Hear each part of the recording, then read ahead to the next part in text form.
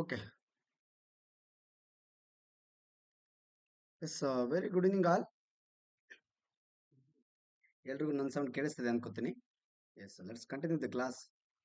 Already ನಿನ್ನೆ ನಾವು ಒಂದು ಹಂತಕ್ಕೆ ಬಂದಿದ್ವಿ. ಇವತ್ತು ನಾವು ಪಂಚಾಯತ್ ರಾಜ್ ಸಿಸ್ಟಮ್ ಅಂತಂದ್ರೆ ಬ್ರಿಟಿಷರಿಗೆ ಸಂಬಂಧಪಟ್ಟಂಗೆ ನೋಡ್ಬೇಕಾಗಿದೆ ಅಲ್ವಾ? ಬ್ರಿಟಿಷರಿಗೆ ಸಂಬಂಧಪಟ್ಟಂಗೆ ನೋಡ್ಬೇಕಾಗಿದೆ. ನಿನ್ನೆ ಮೌರ್ಯರ ಕಾಲಕ್ಕೆ ಸಂಬಂಧಪಟ್ಟಂಗೆ ನಾವು ಬಹಳ ಡೀಪ್ ಆಗಿ ನೋಡಿದ್ವಿ ಅಲ್ವಾ? ಎಸ್, ಅದೇ ತರ ಈ ಒಂದು ಏನು ಬ್ರಿಟಿಷರ ಕಾಲದಲ್ಲಿ ಪಂಚಾಯತ್ ರಾಜ್ ಸಿಸ್ಟಮ್ ಅಂತಂದ್ರೆ ಲೋಕಲ್ ಗವರ್ಮೆಂಟ್ಗೆ, ಸ್ಥಳೀಯ ಸರ್ಕಾರಕ್ಕೆ ಯಾರೆಲ್ಲ ಎಷ್ಟು ಮಹತ್ವ ಕೊಡ್ತಾರೆ, ಏನೇನು ಆಗುತ್ತೆ ಅಂತ ನೋಡ್ತಾ ಹೋಗೋಣ. ಓಕೆನಾ? ಎಸ್, ಒಂದೇ ನಿಮಿಷ. ಓಕೆ, ಕೇಳಿಸ್ತಿದೆ ಅಲ್ಲ?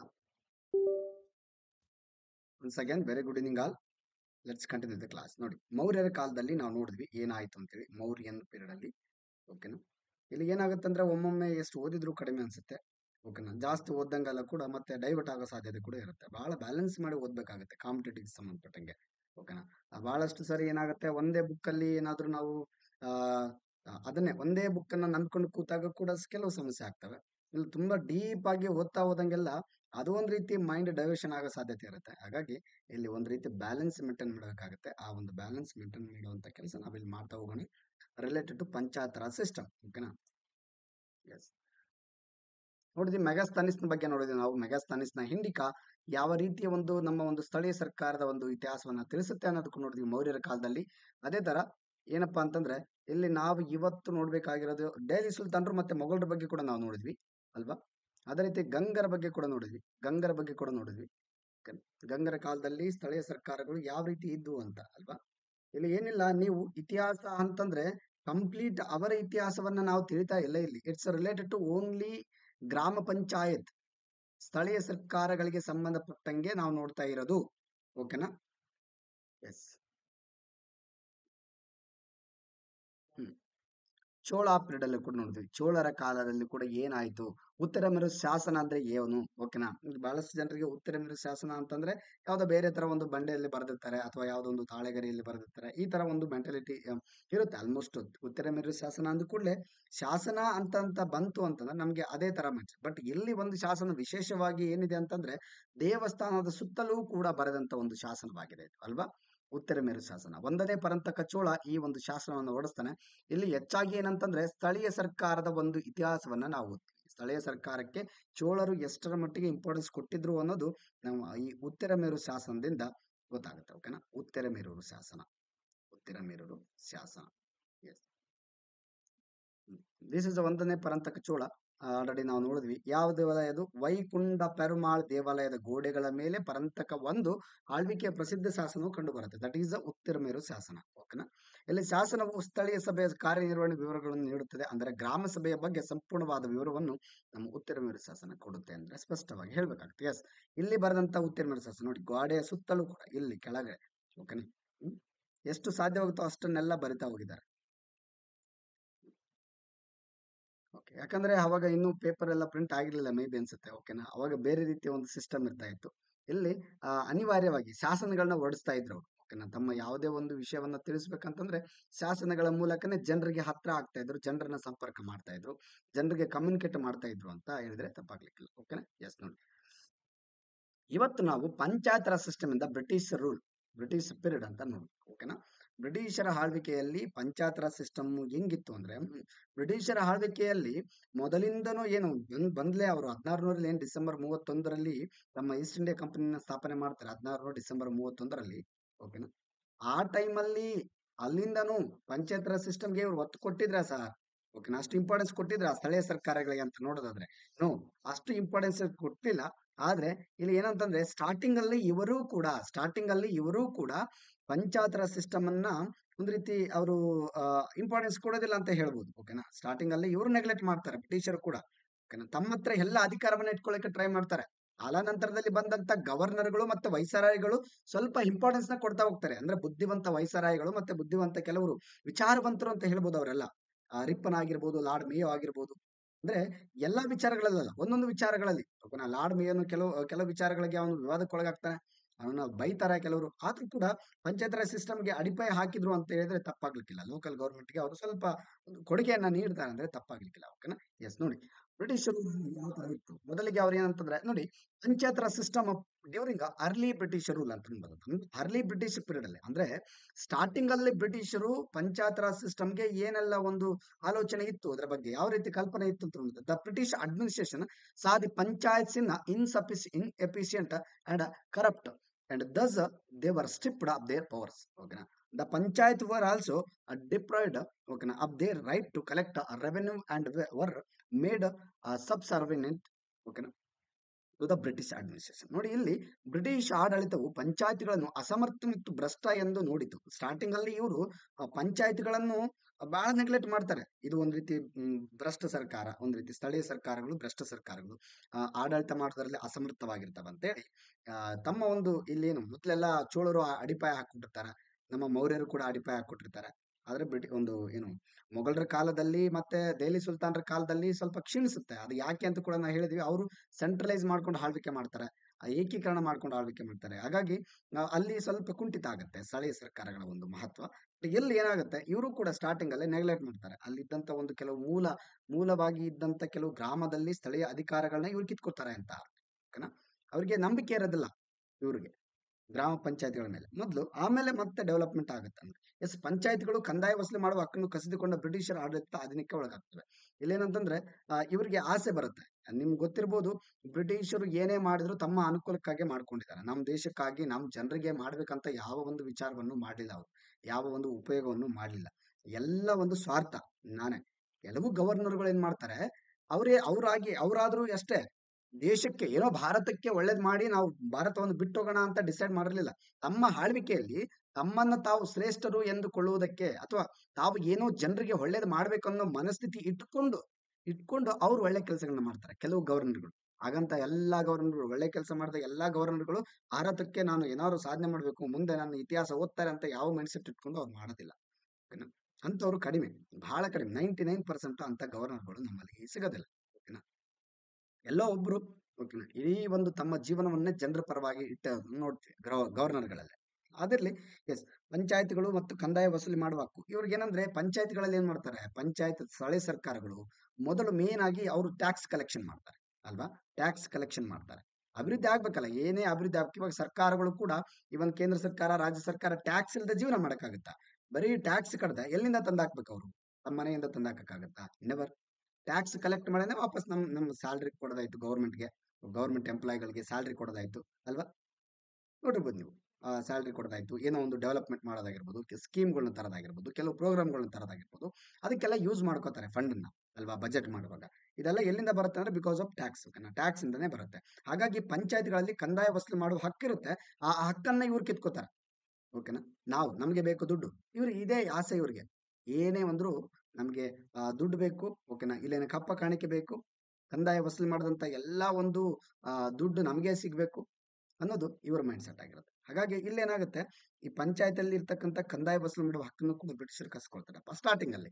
ಆಮೇಲೆ ಏನಾಗುತ್ತೆ, ನಂತರ ಬ್ರಿಟಿಷರ ಕಾಲದಲ್ಲಿ ಪಟ್ವಾರಿ ಮತ್ತು ಪಟ್ವಾರಿ ಎಂಬ ಅಧಿಕಾರಿಯನ್ನು ಸ್ಥಳೀಯ ಸಂಸ್ಥೆಯ ಮೇಲ್ವಿಚಾರಣೆ ಮಾಡಲು ನೇಮಕ ಮಾಡಲಾಗ್ತಿತ್ತು. ಮೊದಲು ಸ್ಟಾರ್ಟಿಂಗ್ ಅಲ್ಲಿ ಏನಾಗುತ್ತೆ, ಇಲ್ಲಿ ಪಟ್ವಾರಿ ಅಥವಾ ಪಟ್ವಾರಿ ಎಂಬ ಅಧಿಕಾರಿಯನ್ನ ನೇಮಕ ಮಾಡ್ತಾರೆ. ಇನ್ನು ಕಾಲಾನಂತರದಲ್ಲಿ ಬ್ರಿಟಿಷರು ಏನ್ ಮಾಡ್ತಾರೆ, ಸ್ಥಳೀಯ ಸರ್ಕಾರಗಳಿಗೆ ಹಂತ ಹಂತವಾಗಿ ಒಂದೇ ಸಲಕ್ಕೆ ನಾವು ಏನಂತಂದ್ರೆ, ಪುಸ್ತಕಗಳಲ್ಲಿ ಏನು ಕೊಡ್ತಾರೆ, ಪಂಚಾಯತ್ ರಾಜ್ ಪುಸ್ತಕ ಯಾವುದೋ ಒಂದು ಪುಸ್ತಕ ಓದಿದ್ರಿ ಅಂತಂದ್ರೆ ನಿಮ್ಗೆ ಆ ಪುಸ್ತಕದಲ್ಲಿ ನಿಮ್ಗೆ ಏನ್ ಸಿಗುತ್ತೆ ಅಂತಂದ್ರೆ, ಆ ಬ್ರಿಟಿಷರ ಒಂದು ಡೆವಲಪ್ಮೆಂಟ್ಗಳೇ ಡೈರೆಕ್ಟ್ ಆಗಿ ಸಿಗ್ತವೆ. ಬಟ್ ಮೊದಲು ಬ್ರಿಟಿಷರು ಇಂಪಾರ್ಟೆನ್ಸ್ ಕೊಟ್ಟಿದ್ರ ಇಲ್ಲ ಅನ್ನೋದು ನೀವು ಇತಿಹಾಸದಲ್ಲಿ ಮಾತ್ರ ಕಂಡುಕೊಳ್ಳಿಕ್ಕೆ ಸಾಧ್ಯ ಆಗುತ್ತಲ್ವಾ.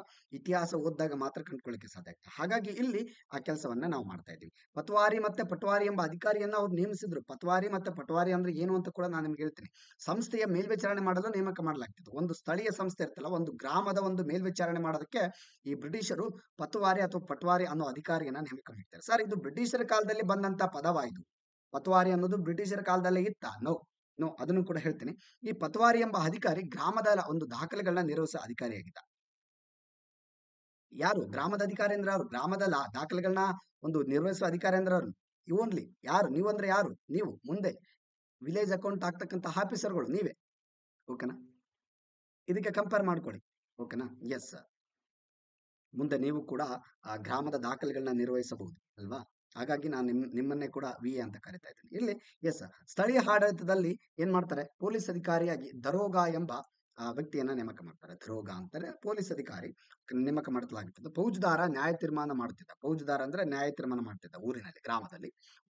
ಹೀಗೆ ಹಿಂದೆ ಪಂಚರು ನಡೆಸುತ್ತಿದ್ದ ಅಧಿಕಾರವನ್ನು ಬ್ರಿಟಿಷರ ಕಾಲದಲ್ಲಿ ಪತ್ವಾರಿ, ದರೋಗ, ಫೌಜದಾರ ಮೂವರು ನಡೆಸ್ತಾ ಇದ್ರು ಅಂತ.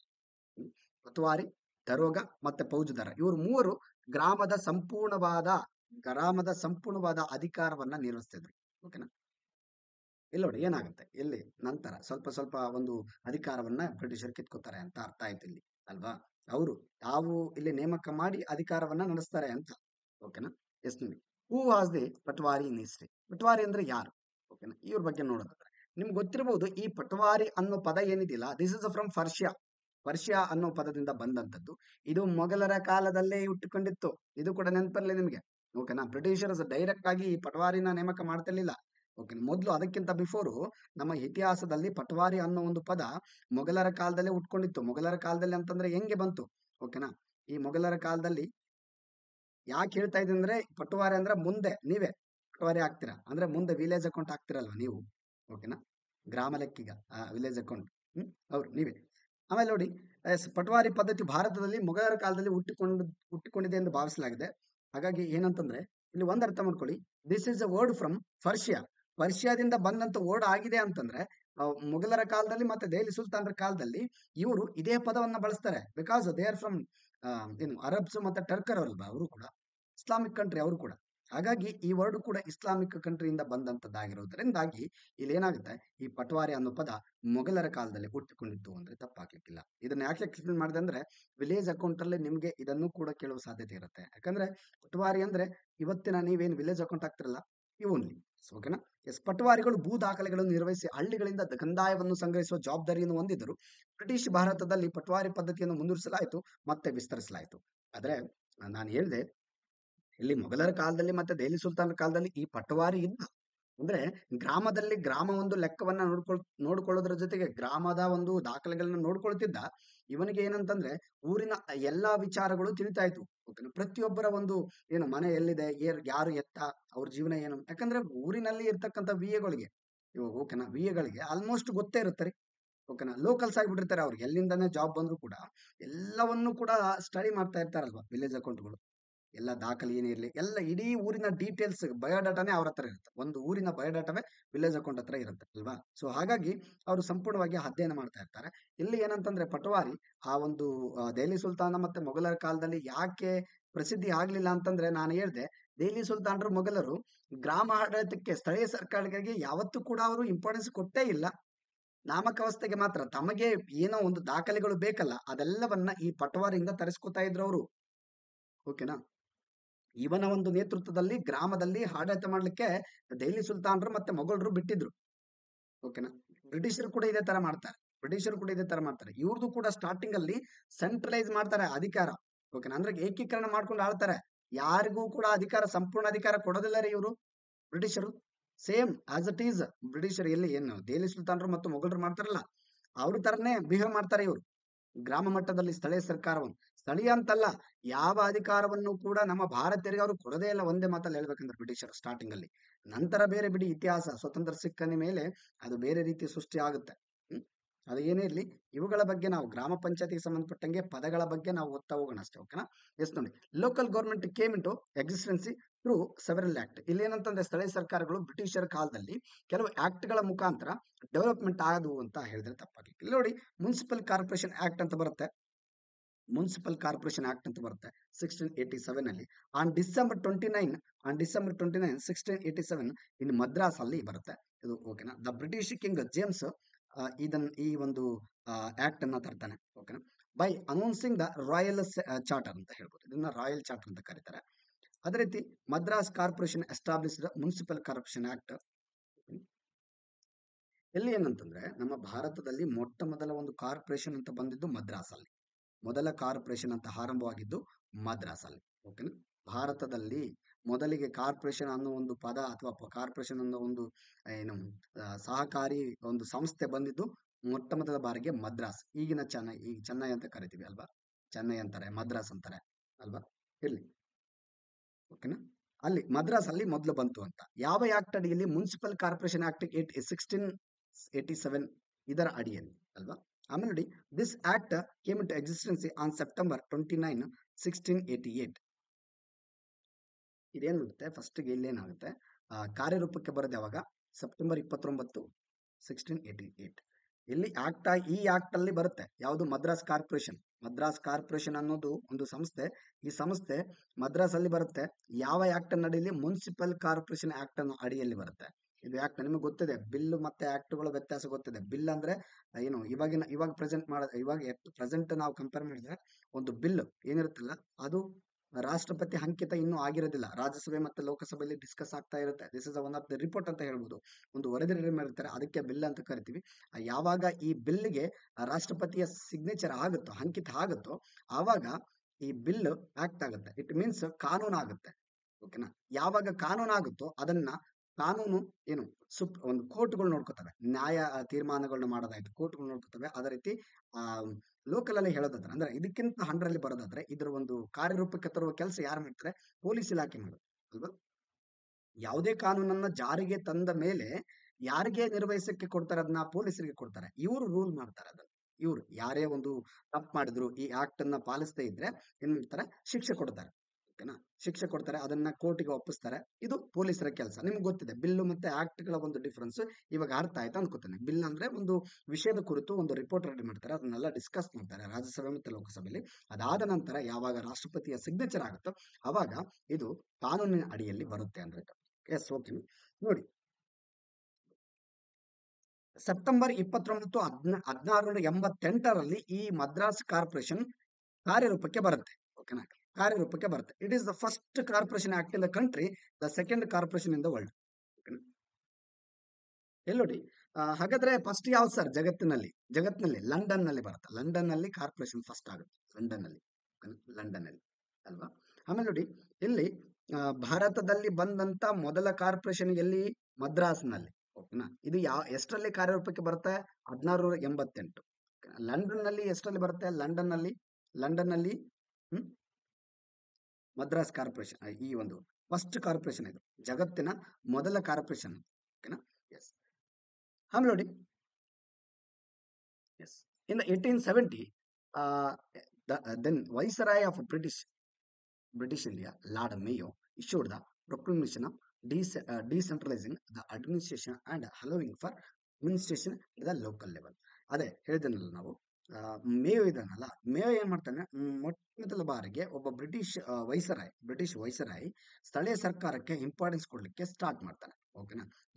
ಇವನೇ ಆರಂಭ ಮಾಡ್ತಾನೆ. ಇವನೇ ಅಡಿಗಲ್ಲ ಆಗ್ತಾನೆ. ಅಂದ್ರೆ ಇಲ್ಲ, 1870ರಲ್ಲಿ ಏನಾಗುತ್ತೆ? ಬ್ರಿಟಿಷ್ ಭಾರತದಲ್ಲಿ ಅಂದಿನ ವೈಸರಾಯ್ ಆಗಿದ್ದ ಲಾರ್ಡ್ ಮೇಯೋ ಘೋಷಣೆ ಹೊರಡಿಸುವ ಆಡಳಿತ ವಿಕೇಂದ್ರೀಕರಿಸಿ ಸ್ಥಳೀಯ ಹಂತದಲ್ಲಿ ಆಡಳಿತ ನೀಡಲು ಅವಕಾಶ ಕಲ್ಪಿಸಿದ್ರು. ನೋಡಿ, ನಾನು ಬಹಳ ಸಾರಿ ಹೇಳ್ತಿದ್ದೀನಿ, ವಿಕೇಂದ್ರೀಕರಣ ಮತ್ತು ಕೇಂದ್ರೀಕರಣಗಳ ಅರ್ಥ ಗೊತ್ತಿರಬೇಕು ನಿಮಗೆ.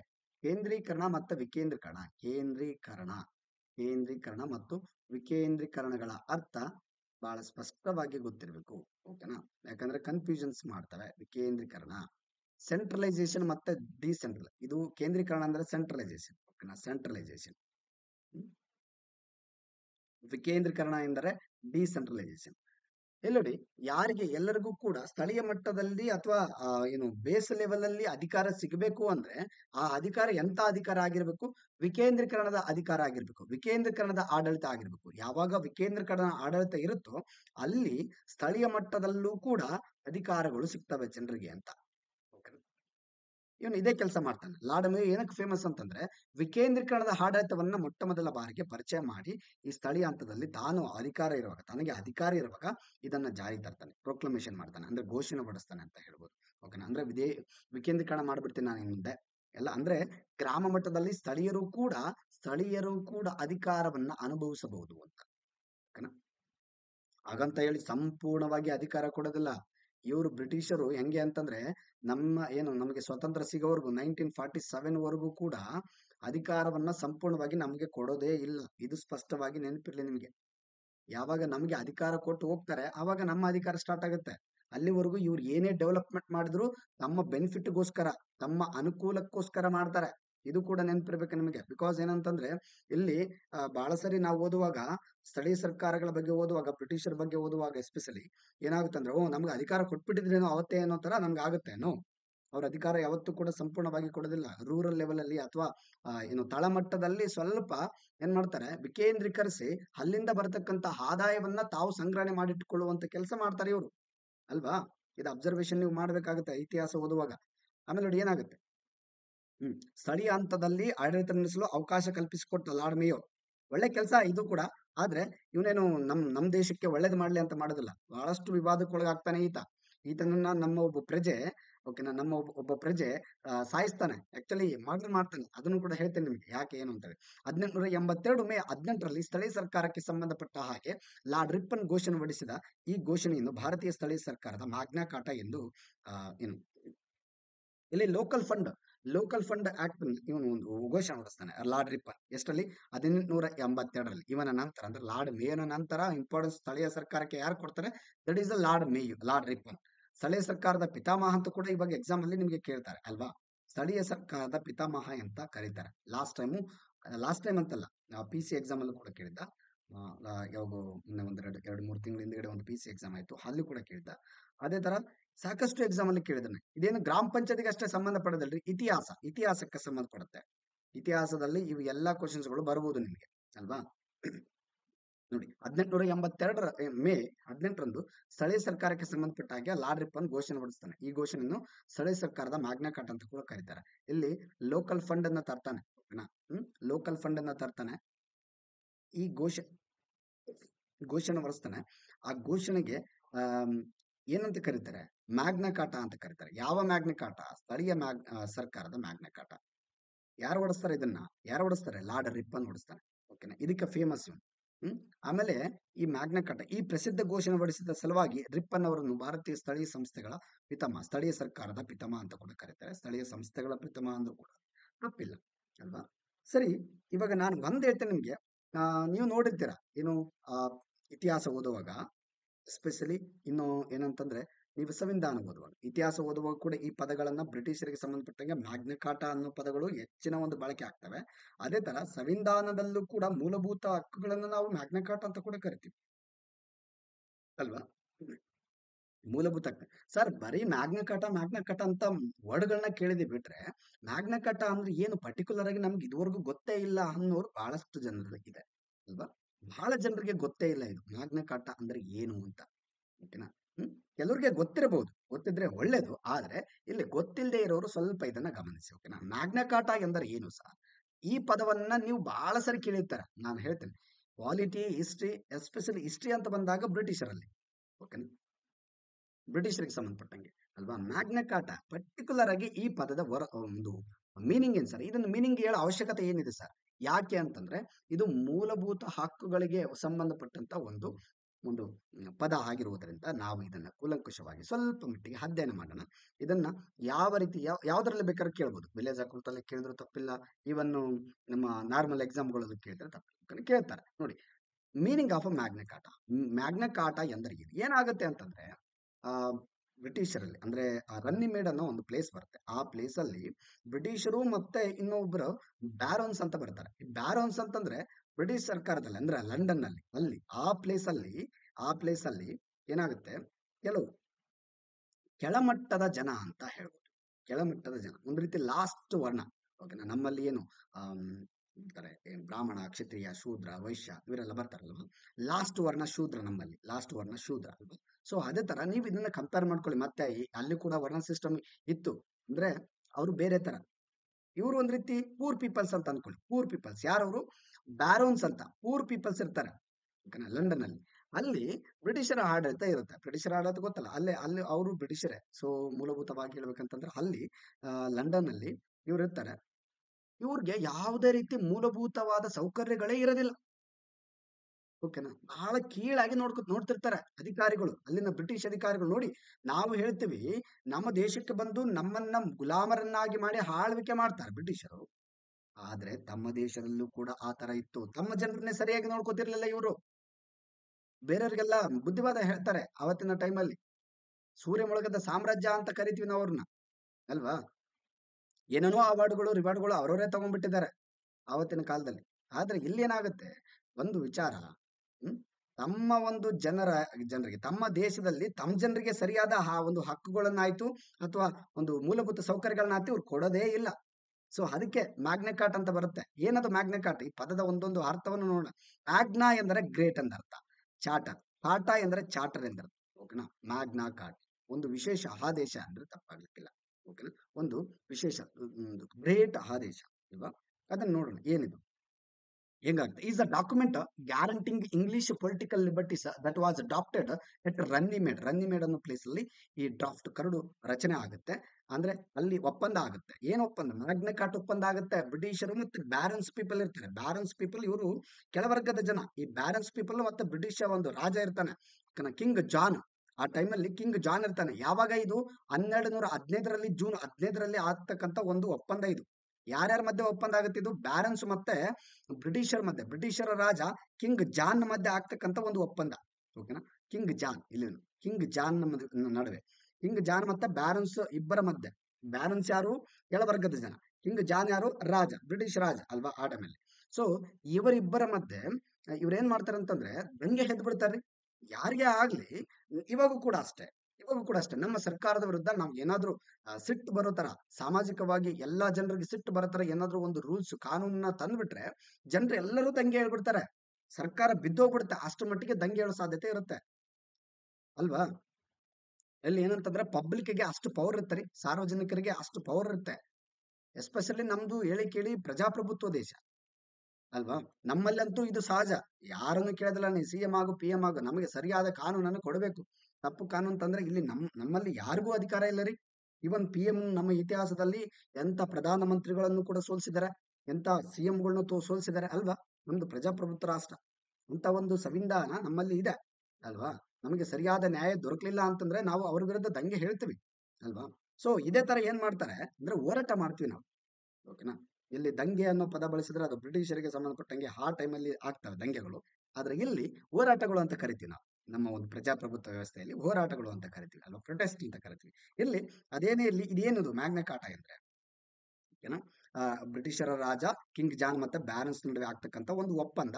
ಯಾವುದರ ಕುರಿತಾದ ಒಪ್ಪಂದ ಅಂದ್ರೆ ಇವ್ರನ್ನ ಏನೋ ಒಂದು ಮೂಲಭೂತ ಸೌಕರ್ಯಗಳಿಲ್ಲದೆ ಕೆಳಮಟ್ಟದಲ್ಲಿ ಪೂರ್ತಿ ಲೋ ಕ್ವಾಲಿಟಿಯಾಗಿ ಇವ್ರನ್ನ ಬಳಕೆ ಮಾಡ್ಕೊತಾ ಇರ್ತಾರೆ. ಯಾರು? ಬ್ರಿಟಿಷರು. ಹಾಗಾಗಿ ಇವ್ರಿಗೆ ಸಿಟ್ಟು ತಾಳದೆ ದಂಗೆ ಎದ್ದು ಬಿಡ್ತಾರೆ ಬ್ರಿಟಿಷರ ವಿರುದ್ಧ. ಬ್ರಿಟಿಷ್ ರಾಜನ ಕಿಂಗ್ ಜಾನ್ ವಿರುದ್ಧ ದಂಗೆ ಹೇಳ್ತಾರೆ.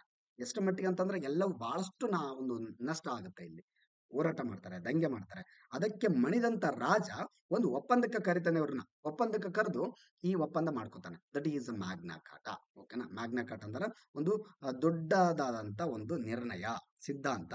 ಓಕೆನಾ? ಅವರಿಗೆ ಸಂಬಂಧಪಟ್ಟಂತೆ ಏನು, that is a great charter ಅಂತ ಕರೆದ್ರೆ ತಪ್ಪಾಗ್ಲಿಕ್ಕಿಲ್ಲ. ಓಕೆನಾ? ಎಂಬುದು ಇಂಗ್ಲಿಷ್ ರಾಜಕೀಯ ಸ್ವಾತಂತ್ರ್ಯವನ್ನು ಖಾತರಿಪಡಿಸುವ ಒಂದು ದಾಖಲೆ ಇದೆ, ಒಂದು ದಾಖಲೆ. ಇದನ್ನು ಥೇಮ್ಸ್ ನದಿಯ ಹುಲ್ಲುಗಾವಲು ರನ್ನಿಂಗ್ ಮೇಡ್ ನಲ್ಲಿ ರಚಿಸಲಾಗುತ್ತೆ. ಇಲ್ಲಿ ಒಪ್ಪಂದ ಆಗುತ್ತೆ. ಥೇಮ್ಸ್ ನದಿಯ ಹುಲ್ಲುಗಾವಲು ಪ್ರದೇಶ ರನ್ನಿಂಗ್ ಅನ್ನೋ ಒಂದು ಪ್ಲೇಸ್ ಅಲ್ಲಿ ಈ ಡ್ರಾಫ್ಟ್ ರಚನೆ ಆಗುತ್ತೆ. ಗ್ರೇಟ್ ಚಾರ್ಟರ್ ಅಂತ ಕರಿತೀವಿ. ಓಕೆನಾ? ನೋಡಿ, 1215 ತನ್ನ ಬಂಡಾಯಗಾರ ಬ್ಯಾರನ್ನ ಒತ್ತಡದಲ್ಲಿ ಸಹಿ ಮಾಡಿದ್ದಾನೆ. ಇದಕ್ಕೆ ಮಣಿದಂತ ರಾಜ ಸಿಗ್ನೇಚರ್ ಮಾಡ್ತಾನೆ. ನೋಡಪ್ಪ, ಇನ್ ಮುಂದೆ ನಿಮಗೆ ಇದೆಲ್ಲ ಒಂದು ವ್ಯವಸ್ಥೆ ಮಾಡ್ಕೊಡ್ತೀವಿ ನಾವು, ದಂಗೆ ಹೇಳ್ಬಿಡ್ರಿ. ಎದುರ್ಕೋತಾನೆ ರಾಜ. ಹೌದಲ್ರಿ? ಜನರನ್ನ ಎಲ್ಲರನ್ನ ಎದುರ್ಕೊಂಡು ಯಾವ ಡಿಕ್ಟೇಟರ್ ಆದ್ರೂ ಕೂಡ ಆಳ್ವಿಕೆ ಮಾಡಕ್ ಸಾಧ್ಯ ಇದೆಯಾ? ನೆವರ್. ಎಂತೆಂತವ್ರನ್ನು ಬಿಟ್ಟಿಲ್ಲ. ಹಿಟ್ಲರ್ ಕೂಡ ಮಣ್ಣಾಗಿ ಹೋದ ನಮ್ಮ ಒಂದು ಪ್ರಕೃತಿಯಲ್ಲಿ. ಜನರು ಬಿಡೋದಿಲ್ಲ ಯಾರನ್ನು ಅಲ್ವಾ? ಪಬ್ಲಿಕ್ಕಿಗೆ ಎಲ್ಲರಿಗೂ ಕೂಡ ನಾ ಹೆದರಾಗಿ ಆಡಳಿತ ಮಾಡ್ತಾನೆ ಅಂದ್ರೆ ಯಾರ್ದು ಕೂಡ ನಡೆಯಲ್ಲ. ಅದೇ ತರ ಇಲ್ಲಿ ಕಿಂಗ್ ಜಾನ್ದು ಕೂಡ ಪರಿಸ್ಥಿತಿ ಆಗುತ್ತೆ. ಕಿಂಗ್ ಜಾನ್ ಏನ್ ಮಾಡ್ತಾನೆ, ಒತ್ತಡಕ್ಕೆ ಮಣಿದಂತ ರಾಜ ಅವರಿಗೆ ಸೈನ್ ಮಾಡಿ, ಆಯ್ತು ಇನ್ನು ಮುಂದೆ ನೀವು ಆರಾಮಾಗಿ ಜೀವನ ಮಾಡಿ ಅಂತೇಳಿ ಸೌಕರ್ಯಗಳನ್ನ ಕೊಡ್ಲಿಕ್ಕೆ ಸ್ಟಾರ್ಟ್ ಮಾಡ್ತಾನೆ. ಅಂದ್ರೆ ಮೂಲಭೂತವಾದಂತ ಸೌಕರ್ಯಗಳನ್ನ ಕೊಡ್ತಕ್ಕಂಥ ವಿಚಾರಕ್ಕೆ ನಾವು ಮ್ಯಾಗ್ನಾ ಕಾರ್ಟಾ ಅಂತೀವಿ. ಹಾಗಾಗಿ ನಮ್ಮ ಭಾರತ ಸಂವಿಧಾನದಲ್ಲೂ ಕೂಡ ಮೂಲಭೂತ ಅಂತ ಬಂದಾಗ ಮೂಲಭೂತ ಹಕ್ಕುಗಳನ್ನ ಮ್ಯಾಗ್ನಾ ಕಾರ್ಟಾ ಅಂತ ಕರಿತೀವಲ್ವಾ? ಇವಾಗ ಅರ್ಥ ಆಗಿರ್ಬೋದು ನಿಮಗೆ. ಮ್ಯಾಗ್ನಾ ಕಾರ್ಟಾ, ಮೂಲಭೂತ ಹಕ್ಕುಗಳಿಗೆ ಮ್ಯಾಗ್ನಾ ಕಾರ್ಟಾ ಅಂತ ಯಾಕೆ ಕರಿತೀವಿ ಅಂತಾರೆ? Because of this reason. ಓಕೆನಾ? ಎಸ್. ನೋಡಿ, ಈಸ್ ಕಿಂಗ್ ಜಾನ್ ಸೈನ್ ಮಾಡ್ತಾ ಇದ್ದಾನೆ. ಇವರೆಲ್ಲ ಬ್ಯಾರನ್ಸ್ ಸಿಟ್ಟಿಗೇರ್ ಬಿಟ್ಟಿದ್ದಾರೆ. ಓಕೆನಾ? ಸೈನ್ ಆಗ್ಲಿಲ್ಲ ಅಂದ್ರೆ ಮತ್ತೆ ಇವ್ರ ಕಥೆನೇ ಬೇರೆ ಆಗುತ್ತೆ ಆ ತರ. ಓಕೆನಾ? ಜನರ ವಿರುದ್ಧ ಹಾಕೊಳಕ್ ಆಗಲ್ಲ. ಎಲ್ಲರನ್ನು ಸಾರ್ವಜನಿಕರನ್ನು ಎದುರ್ಕೊಂಡು ನಾವು ಆಡಳಿತ ಮಾಡ್ಲಿಕ್ಕೆ ಸಾಧ್ಯ ಇಲ್ಲ, ಯಾರು ಕೂಡ ಸಾಧ್ಯ ಇಲ್ಲ. ನೋಡಿ, ಇವಾಗ ಲಾರ್ಡ್ ಮೇಯೋ ಬಗ್ಗೆ ನಾವು ನೋಡುತ್ತಾರೆ. ಲಾರ್ಡ್ ಮೇಯೋ ನಾನು ಹೇಳಿದೆ ಇವನನ್ನ ಇವನು ಸ್ಥಳೀಯ ಸರ್ಕಾರಗಳಿಗೆ ಒಂದು ರೀತಿ ಇಂಪಾರ್ಟೆನ್ಸ್ ಕೊಡೋ ಕಾರಣದಿಂದ ಒಂದೊಂದು ಸ್ವಲ್ಪ ಇವ್ರ ಬಗ್ಗೆ ನಾನು ಹೇಳ್ತಾ ಹೋಗ್ತಾ ಇದ್ದೇನೆ. ಓಕೆನಾ, ಇದು ಇತಿಹಾಸ ಅಲ್ಲ ಮತ್ತೆ ಗ್ರಾಮ ಪಂಚಾಯತಿಗೆ ಸಂಬಂಧಪಟ್ಟಂತೆ. ಆದರೂ ಕೂಡ ನಾನು ಇಲ್ಲಿ ಇವ್ರ ಬಗ್ಗೆ, ಯಾಕಂದ್ರೆ ಒಂದೇನಾದ್ರೂ ಒಂದು ಒಳ್ಳೆ ಸಾಧನೆ ಮಾಡಿದ್ದಾರೆ, ನಮಗೆ ಅನುಕೂಲವಾಗುವಂತ ಒಂದು ವಿಚಾರ ತಂದಿದ್ದಾರೆ ಅಂತಂದ್ರೆ ಅವ್ರ ಬಗ್ಗೆ ಒಂದ್ ಸ್ವಲ್ಪ ಹಿನ್ನೆಲೆ ನೋಡ್ಬೇಕಾಗತ್ತೆ. ಅವ್ರ ಮೇನ್ ಆಗಿ ಒಂದು ಸಮ್ಮರಿ ನೋಡ್ಬೇಕಾಗತ್ತೆ. ಓಕೆನಾ, ಇರ್ಲಿ. ಲಾರ್ಡ್ ಮೇಯೋ 1869ರಿಂದ 72ರವರೆಗೂ ಭಾರತದ ವೈಸರಾಯ್ ಆಗಿದ್ದ. ಓಕೆನಾ, ಫಸ್ಟ್ ಸೆನ್ಸಸ್ ಮಾಡ್ತಾನೆ, ಫಸ್ಟ್ ಭಾರತದ ಜನಗಣತಿಯನ್ನ ಆರಂಭಿಸ್ತಾನೆ ಇವನು ಲಾರ್ಡ್ ಮೇಯೋ. ಅದೇ ರೀತಿ ಅಜ್ಮೀರ್ ಅಲ್ಲಿ, ನಮ್ಮ ರಾಜಸ್ಥಾನದ ಅಜ್ಮೀರ್ ಅಲ್ಲಿ ಇವನ ಹೆಸರಲ್ಲಿ ಕಾಲೇಜ್ ಕೂಡ ಇದೆ, ಮೇಯೋ ಕಾಲೇಜ್ ಅಂತ ಕರಿತೀವಿ. ಅದೇ ರೀತಿ ಇಂಡಿಯನ್ ಎವಿಡೆನ್ಸ್ ಆಕ್ಟ್ಸ್ ಇದೆಯಲ್ಲ, ಇಂಡಿಯನ್ಸ್ ಎವಿಡೆನ್ಸ್ ಆಕ್ಟ್ ಇವಾಗ 1872ರಲ್ಲಿ ಇವನ ಆಡಳಿತದಲ್ಲಿ ಬರುತ್ತೆ ಅದು. ಓಕೆನಾ, ಇಂಡಿಯನ್ ಎವಿಡೆನ್ಸ್ ಆಕ್ಟ್ ಅಂತ ಕರಿತೀವಿ. ಓಕೆನಾ, IEA, ಇಂಡಿಯನ್ ಎವಿಡೆನ್ಸ್ ಆಕ್ಟ್. ಇವತ್ತಿಗೂ ಕೂಡ ಬಳಕೆ ಮಾಡ್ತೀವಿ ನಾವು ಇದನ್ನ, ಇವತ್ತು ಕೂಡ ಬಳಕೆ ಮಾಡ್ತೀವಿ. ಓಕೆನಾ, ಇಲ್ಲಿ ಮೇಯೋ ಅವರನ್ನು ಓಕೆನಾ 8 ಫೆಬ್ರವರಿ 1872ರಂದು ಅಫ್ಘಾನ್ ಮುಸ್ಲಿಂ ಹಿನ್ನೆಲೆಯ 10 ಭಾರತೀಯ ಸೈನಿಕ ಶೇರ್ ಅಲಿ ಅಫ್ರಿದಿ ಹತ್ಯೆಗೈತಾರೆ. ಏನಾಗುತ್ತೆ ಅಂತಂದ್ರೆ, ಇಲ್ಲಿ ಶೇರ್ ಅಲಿ ಅಫ್ರಿದಿ ಅನ್ನೋರ್ನ ಏನ್ ಮಾಡಿರ್ತಾರೆ, ಅಲ್ಲಿ ಜೈಲೆಲ್ಲ ಹಾಕಿರ್ತಾರೆ. ಜೈಲೆಲ್ಲ ಹಾಕಿದಾಗ ಆ ಜೈಲನ್ನ ವೀಕ್ಷಣೆ ಮಾಡೋಕ್ಕೆ ಹೋಗ್ತಾನೆ ಇದ್ದ. ಓಕೆನಾ, ಅಫ್ಘಾನ್ ಮುಸ್ಲಿಂ ಇದ್ದ. ಆ ಜೈಲನ್ನ ವೀಕ್ಷಣೆ, ಯಾಕಂದ್ರೆ ಇದೆಲ್ಲ ಒಂದು ಆಡಳಿತ ಇವ್ರ ಕೈಲೇ ಇರುತ್ತೆ. ಯಾರು ವೈಸರಾಯ್ ಆದಂತವ್ರು ಎಂಟೈರ್, ಇವಾಗ ಒಂದ್ ರೀತಿ ಇವಾಗ ಕಂಪೇರ್ ಮಾಡಿದ್ರೆ ಭಾರತದ ಪ್ರಧಾನಿಗಳು ಅಂತ ಅರ್ಥ. ಓಕೆನಾ, ಇವಾಗ ಕಂಪೇರ್ ಮಾಡಿದ್ರೆ ಅವರು ಎಲ್ಲ ದೇಶವನ್ನ ಕಂಟ್ರೋಲ್ ಮಾಡ್ತಾ ಇದ್ರು. ಓಕೆನಾ, ಆದ್ರೆ ಇವರು ಜೈಲನ್ನ ವೀಕ್ಷಣೆ ಮಾಡಕ್ ಹೋದಾಗ ಇವನ್ಗೆ ಸಿಟ್ಟು ಬರುತ್ತೆ ಭಾರತೀಯ ಒಂದು ಒಂದು ಇಂಡಿಯನ್ ಬ್ರಿಟಿಷರ್ ಮೇಲೆ. ಓಕೆನಾ, ಅವತ್ತಿನ ಬ್ರಿಟಿಷ್ ಇಂಡಿಯಾದ ಮೇಲೆ ಬಹಳಷ್ಟು ಸಿಟ್ಟು ಬರುತ್ತೆ ವ್ಯಕ್ತಿಗೆ. ಇವರೆಲ್ಲ ಸ್ವತಂತ್ರ ಹೋರಾಟಗಾರರಿ. ಓಕೆನಾ, ಇವತ್ತು ನೋಡಿ ನಾವೆಲ್ಲ ಮುಸ್ಲಿಮು ಹಿಂದೂ ಅಂತೇಳಿ ಕಿತ್ತಾಡ್ತಾ ಇದ್ವಿ. ಅವತ್ತು ಮುಸ್ಲಿಮು ಹಿಂದ್ ಅನ್ನೋ ಒಂದು ಪದಗಳ ಬಗ್ಗೆ ಜಾಸ್ತಿ ಒತ್ತು ಕೊಡ್ಲಿಲ್ಲ ಅವರು. ಬ್ರಿಟಿಷರನ್ನ ಹೊರಗೋಡಿಸ್ಬೇಕು, ಓಡಿಸ್ಬೇಕು ಅನ್ನೋದಷ್ಟೇ. ಓಕೆನಾ, ನಮ್ಮ ಅವತ್ತಿನ ಭಾರತದ ಉಪಖಂಡದ ಎಲ್ಲಾ ಜನರ ಉದ್ದೇಶ ಆಗಿರುತ್ತೆ ಅಲ್ವಾ. ಅಲ್ಲಿ ಮುಸ್ಲಿಮ್ಸರು, ಕ್ರಿಶ್ಚಿಯನ್ಸು, ಜೈನರು ಎಲ್ಲರೂ ಒಂದಾಗ್ತಾರೆ ರೀ. ಇವತ್ತಿನ ಒಂದು ರಾಜಕಾರಣಿಗಳಾಗಿರ್ಬೋದು, ಇವತ್ತಿನ ಕೆಲವು ಮೀಡಿಯಾಗಳು ಆಗಿರಬಹುದು, ಏನ್ ಮಾಡ್ತಾರೆ, ಜನರ ಒಂದು ಮೈಂಡ್ ಸೆಟ್ ಅನ್ನ ತಪ್ಪಿಸುವಂತ ಕೆಲಸ ಮಾಡ್ತಾ ಇದ್ದಾರೆ. ಇವತ್ತು ರಾಜಕೀಯವನ್ನ ಸಂಪೂರ್ಣವಾಗಿ ಧಾರ್ಮಿಕವಾಗಿನೇ ರಚನೆ ಮಾಡ್ಕೊತಾರೆ. ಅದೇನೇ ಇರ್ಲಿ, ಪೊಲಿಟಿಕಲಿ. ಓಕೆನಾ, ಎಲ್ಲರೂ ಅಂತ ಹೇಳ್ತಾರೆ, ಕೆಲವು ರಾಜಕಾರಣಿಗಳಾಗಿರ್ಬೋದು, ಕೆಲವು ಮೀಡಿಯಾಗಳಾಗಿರ್ಬೋದು. ಇಲ್ಲಿ ಏನಿದಾವೆ, ಒಳ್ಳೆ ಮೀಡಿಯಾಗಳು ಇದಾವೆ. ಓಕೆನಾ, ಒಳ್ಳೆ ರಾಜಕಾರಣಿಗಳು ಕೂಡ ಇದ್ದಾರೆ ಅದರಂಗೆ. ಆದ್ರೆ ಹೆಚ್ಚಿನ ಸಂಖ್ಯೆಯಲ್ಲಿ ಯಾರಿದ್ದಾರೆ, ಜನರ ಮೈಂಡ್ ಸೆಟ್ ಅನ್ನ ಬದಲಾವಣೆ ಮಾಡೋರು ಹೆಚ್ಚಿನ ಸಂಖ್ಯೆ ಇದ್ದಾರೆ. ಒಳ್ಳೆದನ್ನ ಮಾಡುವವರ ಸಂಖ್ಯೆ, ಒಳ್ಳೆದನ್ನ ಮಾಡುವ ರಾಜಕಾರಣಿಗಳಾಗಿರ್ಬೋದು, ಒಳ್ಳೆದನ್ನ ಹೇಳುವ ಒಂದು ಮೀಡಿಯಾಗಳಾಗಿರ್ಬೋದು ಇಲ್ಲಿ ಕಡಿಮೆ ಸಂಖ್ಯೆಯಲ್ಲಿದ್ದಾವೆ ಅಂದ್ರೆ ಓಕೆನಾ, ನಾವು ಒಪ್ಪುವಂತ ವಿಚಾರ. ಹೌದು, ಒಪ್ಪಲೇಬೇಕು, ಇದು ನಿಮಗೂ ಗೊತ್ತಿರುವಂತ ವಿಚಾರ. ಅದೇನೇ ಇರ್ಲಿ, ಅವತ್ತಿನ ಕಾಲದಲ್ಲಿ ಶೇರ್ ಅಲಿ ಅಫ್ರಿದಿ ಅನ್ನೋರು ಇವರನ್ನ ಸಿಟ್ಟು ಬಂದು ಓಕೆನಾ ಅಲ್ಲೇ ಸಾಯಿಸ್ತಾರೆ. ಜೈಲನ್ನ ನೋಡಕ್ ಹೋಗ್ತಾರೆ, ಆ ಜೈಲನ್ನ ನೋಡುವಾಗ ಅಲ್ಲೇ ಕೊಂದು ಬಿಡ್ತಾರೆ. ಇವತ್ತಿಗೂ ಕೂಡ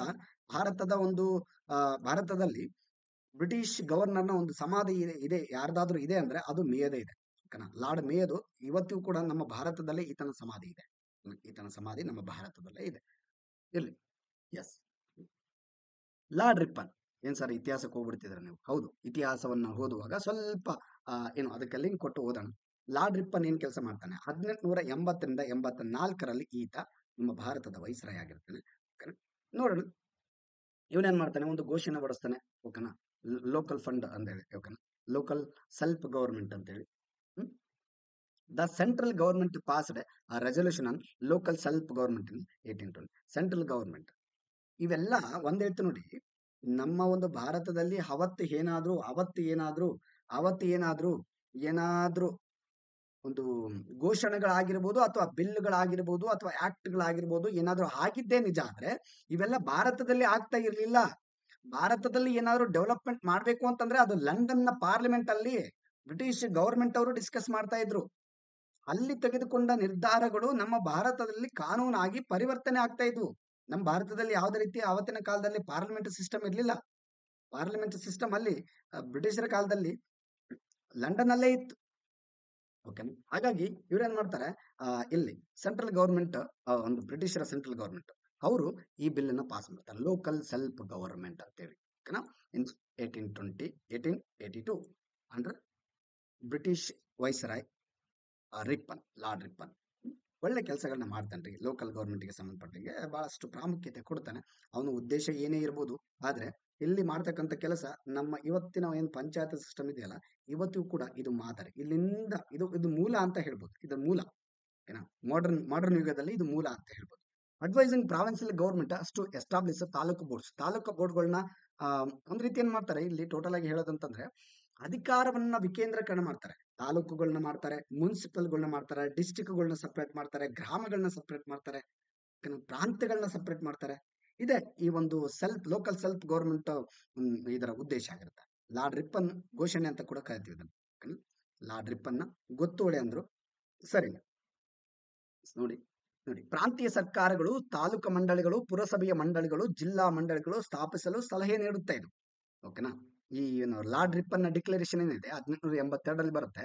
ಇದು ಸೆಂಟ್ರಲ್ ಗೌರ್ಮೆಂಟ್ ಅಲ್ಲಿ, ಅಂದ್ರೆ ಯಾರ ಸೆಂಟ್ರಲ್ ಗೌರ್ಮೆಂಟ್, ಬ್ರಿಟಿಷರ ಸೆಂಟ್ರಲ್ ಗೌರ್ಮೆಂಟ್ ಅಲ್ಲಿ ಒಂದು ಘೋಷಣೆ ಇವನ ಒಂದು ನೇತೃತ್ವದಲ್ಲಿ ಬರುತ್ತೆ. ಓಕೆನಾ. ಆ ಘೋಷಣೆಯಲ್ಲಿ ಏನೇನಿರುತ್ತೆ ಅಂತಂದ್ರೆ ತಾಲೂಕು ಪಂಚಾಯತ್ಗಳು ಸಪ್ರೇಟ್ ಇರಬೇಕು, ಅಥವಾ ಪ್ರಾಂತೀಯ ಸರ್ಕಾರಗಳು ಅಂದ್ರೆ ಗ್ರಾಮ ಮಟ್ಟದ ಸರ್ಕಾರಗಳಾಗಿರ್ಬೋದು, ಪುರಸಭೆ ಆಗಿರ್ಬೋದು. ಓಕೆನಾ.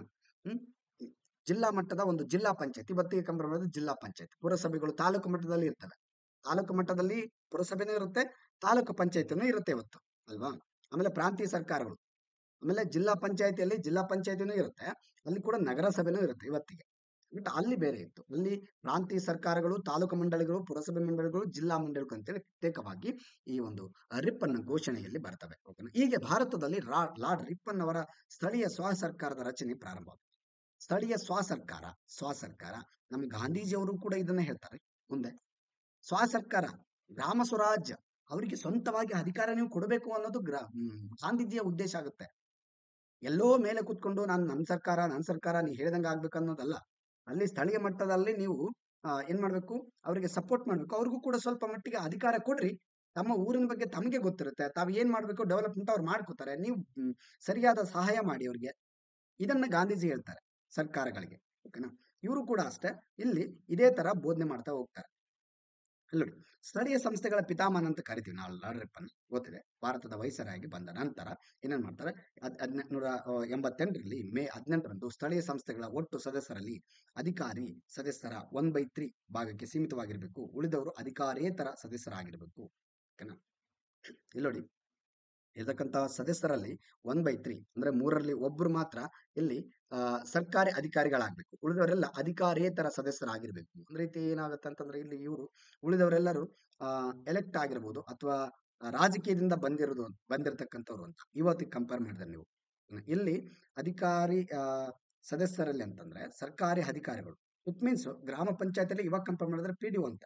PDO ಯಾರು? ಇವರು ಸರ್ಕಾರಿ ಅಧಿಕಾರಿಗಳು. ಇವರೊಬ್ರು ಇರ್ತಾರೆ. ಇವಾಗ ನೀವು ಮುಂದೆ ಆಗ್ತೀರಾ, ವಿಲೇಜ್ ಅಕೌಂಟ್ ನೀವು ಬರ್ತೀರ ಅವಾಗ ಈ ಪ್ಲೇಸ್ ಅಲ್ಲಿ. ಇನ್ನು ಇವ್ರ ಕೆಳಗಡೆ ನೀವು ಬರ್ತೀರಾ VA. ಇವರಿಬ್ರು ಆಲ್ಮೋಸ್ಟ್ ಗೌರ್ಮೆಂಟ್ ಸರ್ವೆಂಟ್ಗಳು ಆಗಿರ್ತಾರೆ, ಗೌರ್ಮೆಂಟ್ ಅಧಿಕಾರಿಗಳು. ಉಳಿದವರೆಲ್ಲರಿಗೆ ಯಾರು? ಎಲೆಕ್ಷನ್ ಇಂದ ಆರಿಸಿ ಬಂದಂತವ್ರಾಗಿರ್ತಾರೆ, ಅಂದ್ರೆ ಚುನಾವಣೆಯಿಂದ ಆರಿಸಿ ಬಂದಂತವ್ರು. ಅವ್ರನ್ನ ಇಲ್ಲಿ ಇಡ್ಬೇಕು. ಅಂದ್ರೆ ಒಂದು 3 ಜನ ಇದಾರೆ ಅಂದ್ರೆ ಅವ್ರು ಒಬ್ಬರದ್ರಲ್ಲಿ ಏನಿರ್ಬೇಕು, ಸರ್ಕಾರಿ ಅಧಿಕಾರಿಗಳಿರ್ಬೇಕು. ಇನ್ನು ಉಳಿದವರು ರಾಜಕೀಯದಿಂದ ಬಂದಿರಬಹುದು, ಅಥವಾ ಅಧಿಕಾರೇತರ ಸದಸ್ಯರಾಗಿರ್ಬೇಕು, ಮೆಂಬರ್ ಆಗಿರ್ಬೇಕು ಅವರು. ಇವಾಗ ಕೂಡ ಅಷ್ಟೇ ಅಲ್ವಾ. ಆದ್ರೆ ಏನಾಗಿದೆ, ನಮ್ದು ಪ್ರಜಾಪ್ರಭುತ್ವ ರಾಷ್ಟ್ರ. ಸರ್ಕಾರಿ ಅಧಿಕಾರಿಗಳಿಗೆ ಇವ್ರಿಗಿಂತ ಹೆಚ್ಚಿನ ಅಧಿಕಾರ ನಮ್ಮಲ್ಲಿ ರಾಜಕಾರಣಿಗಳಿಗಿದೆ ಅಲ್ವಾ. ಯಾಕೆ ಅಂದ್ರೆ ಏನೇ ಹೇಳಿದ್ರು ಕೂಡ ನಮ್ದು ಪ್ರಜಾಪ್ರಭುತ್ವ ರಾಷ್ಟ್ರ. ಹಾಗಾಗಿ ಇಲ್ಲಿ ಪ್ರಜಾಪ್ರತಿನಿಧಿಯಾಗಿ ಗೆಲ್ತಕ್ಕಂಥ ವ್ಯಕ್ತಿಗೆ ಹೆಚ್ಚಿನ ಅಧಿಕಾರ ಇರುತ್ತೆ, ಹೌದಲ್ವಾ. ರಾಜಕಾರಣಿ ನೋಡ್ತಾರೆ ನೀವು. ಗ್ರಾಮ ಮಟ್ಟದಲ್ಲಿ ಪಿಡಿಒಕ್ಕಿಂತ ಹೆಚ್ಚಿನ ಅಧಿಕಾರವನ್ನ ಅಧ್ಯಕ್ಷರು ಮಾಡ್ತಾ ಇರ್ತಾರೆ. ನಿಮ್ಗೆ ಗೊತ್ತಿರುತ್ತೆ ಇದೆಲ್ಲ. ಓಕೆನಾ. ಅದೇನೇ ಇರ್ಲಿ ಬಿಡಿ, ಅದೆಲ್ಲ ತುಂಬಾ ಇದೆ ಅಂತ ಹೇಳ್ತಾ ಹೋದ್ರೆ ಬೇಡ, ಬೇರೆ ಕಡೆ ಹೋಗುತ್ತೆ, ರಾಜಕೀಯಕ್ಕೆ ಹೋಗುತ್ತೆ, ಅದು ಬೇಡ. ನಾವು ಗ್ರಾಮ ಪಂಚಾಯತ್ ಬಗ್ಗೆ ಡಿಸ್ಕಸ್ ಮಾಡೋಣ. ಇರಲಿ.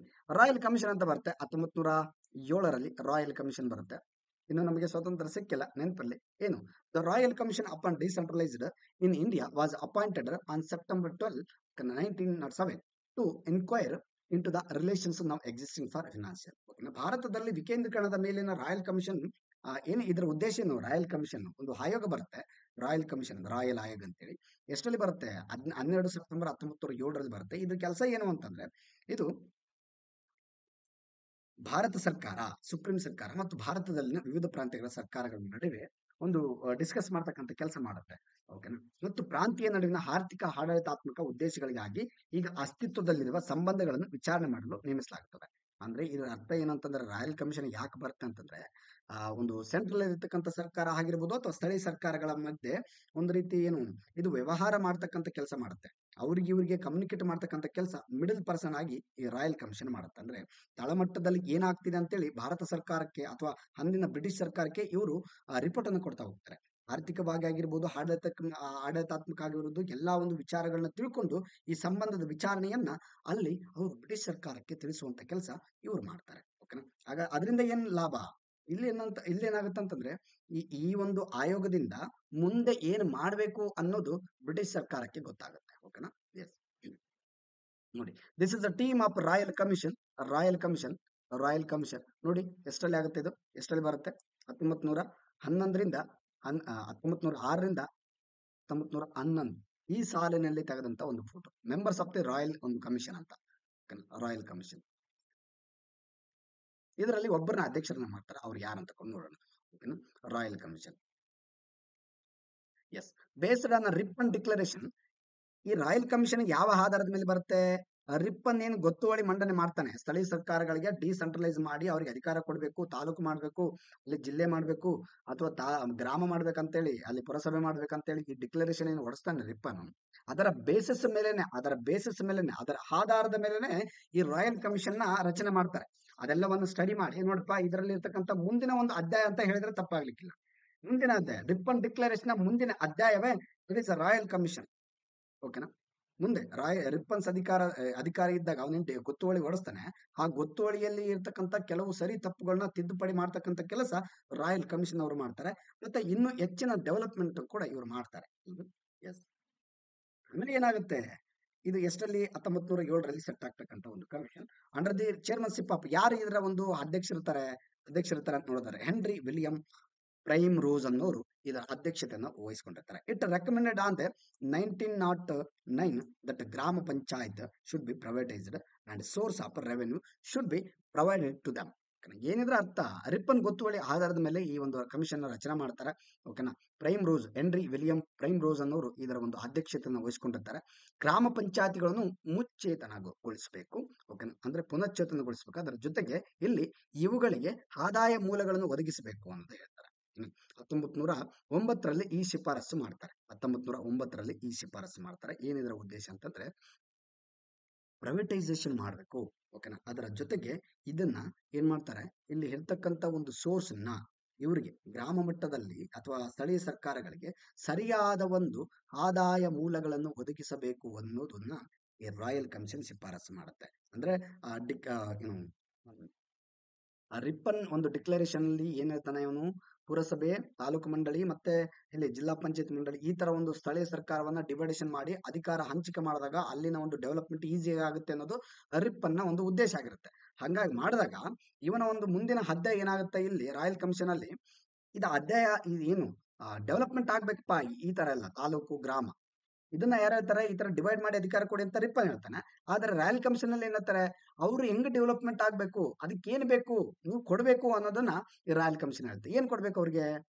ಒಂದು ಸ್ಥಳೀಯ ಸರ್ಕಾರಗಳಿಗೆ ಒಳ್ಳೆ ಆದಾಯ ಕೊಡ್ಬೇಕು, ಆದಾಯ ಮೂಲಗಳನ್ನ ಒದಗಿಸ್ಬೇಕು ನೀವು. ಓಕೆನಾ? ಅಂದ್ರೆ ಬಂದಿರತಕ್ಕಂಥ ಟ್ಯಾಕ್ಸ್ ಅಲ್ಲಿ ಅವ್ರ ಡೆವಲಪ್ಮೆಂಟ್ಗೆ ನೀವು ದುಡ್ಡು ಕೊಡ್ಬೇಕು ಅನ್ನೋದು ಈ ಒಂದು ರಾಯಲ್ ಕಮಿಷನ್ ಉದ್ದೇಶ ಆಗಿರುತ್ತೆ. Is Henry William prime rose. Yes, ಇದರಲ್ಲಿ ಎಲ್ಲಿದ್ದಾನೆ ನೀವು ಚೆಕ್ ಮಾಡ್ಕೊಳ್ಳಿ. ನನಗಂತೂ ಎಲ್ಲರೂ ಸೇಮ್ ಕಾಣ್ತಾ ಇದ್ದಾರೆ. ನಿಮ್ಗೆ ಯಾರು ಇದರಲ್ಲಿ ವಿಲಿಯಂ ಪ್ರೈಮ್ ರೋಸ್ ಕಾಣ್ತಾನೆ? ಎಸ್, ಟಿಕ್ ಮಾಡ್ಕೊಳ್ಳಿ ಎಲ್ಲಿ. ಓಕೆ. ಎಸ್, ನೋಡಿ, ಲೋಕಲ್ ಫಂಡ್ ಕಮಿಟಿ ಬರುತ್ತೆ. 1884ರಲ್ಲಿ ಲೋಕಲ್ ಫಂಡ್ ಕಮಿಟಿ ಬರುತ್ತೆ. British formed an administrative unit at the district level in order to give administration power to the local government. ಏನಿದ್ರ ಉದ್ದೇಶ? Local fund committee 1884ರಲ್ಲಿ ಬರುತ್ತೆ. ಏನ್ ಮಾಡುತ್ತೆ ಅಂದ್ರೆ ಇದು ಸ್ಥಳೀಯ ಸರ್ಕಾರಕ್ಕೆ ಆಡಳಿತಾತ್ಮಕ ಅಧಿಕಾರವನ್ನು ನೀಡುವ ಸಲುವಾಗಿ ಬ್ರಿಟಿಷರು ಜಿಲ್ಲಾ ಮಟ್ಟದಲ್ಲಿ ಆಡಳಿತಾತ್ಮಕ ಘಟಕ, ಒಂದ್ ರೀತಿ ಇವಾಗ ಜಿಲ್ಲಾ ಪಂಚಾಯತ್ ಇದೆಯಲ್ಲ, ಅದೇ ಜಿಲ್ಲಾ ಪಂಚಾಯತಿಯಲ್ಲಿ ಏನ್ ಮಾಡ್ತಾರೆ ಇವರು, ಅಧಿಕಾರವನ್ನು ಕೊಡುವಂತ ಕೆಲಸ ಮಾಡ್ತಾರೆ. ಜಿಲ್ಲಾ ಪಂಚಾಯತ್ ಅಲ್ಲಿ ಲೋಕಲ್ ಫಂಡ್ ಕಮಿಟಿಯನ್ನ ರಚನೆ ಮಾಡ್ತಾರೆ. ಇದು ಒಂದ್ ರೀತಿ ಸ್ಥಳೀಯ ನಿಧಿ. ಇವಾಗ ಜಿಲ್ಲಾ ಪಂಚಾಯತಿ ಅವ್ರು ಏನ್ ಮಾಡ್ತಾರೆ, ತಾಲೂಕು ಪಂಚಾಯತಿ ಅವ್ರು ಏನ್ ಮಾಡ್ತಾರೆ, ಗ್ರಾಮ ಪಂಚಾಯತ್ ಅವ್ರು ಏನ್ ಮಾಡ್ತಾರೆ, ಇವ್ರ ಕೆಲಸ ಏನು ಮೇನ್ ಆಗಿ ಟ್ಯಾಕ್ಸ್ ಕಲೆಕ್ಟ್ ಮಾಡ್ತಕ್ಕಂಥದ್ದು. ಇವಾಗ ಜಿಲ್ಲೆಯಲ್ಲಿ ಡಿಸಿ ಇರ್ತಾರೆ, ಡಿಸಿ ಕೆಲಸ ಏನು, ಟ್ಯಾಕ್ಸ್ ಕಲೆಕ್ಟ್ ಮಾಡೋದು. ಓಕೆನಾ?